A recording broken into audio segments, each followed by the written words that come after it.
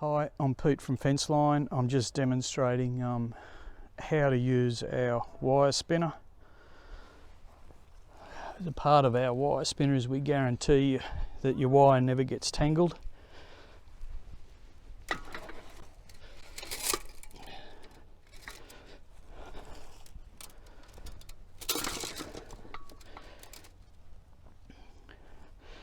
So when you put a wire on, so this is the beginning of our wire.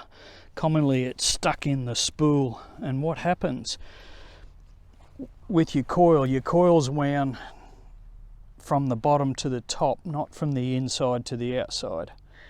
So when you cut your first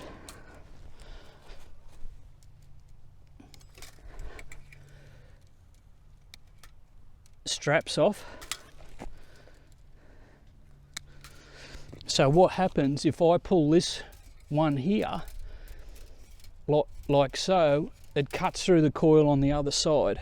So the best thing you can do when you first get it is lift off 3 or 4 coils and then put them back on, because that means that they're sitting on top of your coil. If it's not sitting on top, it'll get jammed up when you start pulling it out, and it'll get jammed up really quick. But once you've found out that it's on the top, they just don't tangle.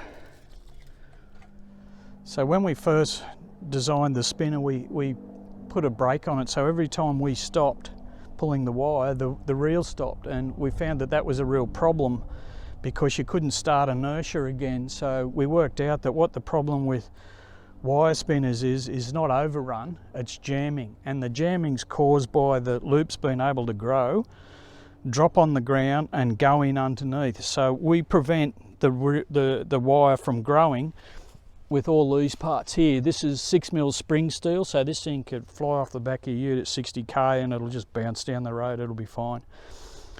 But these uprights here stop the loops being able to grow. And what we do is we jack the extra wire off over here, not near your spool where it can get jammed.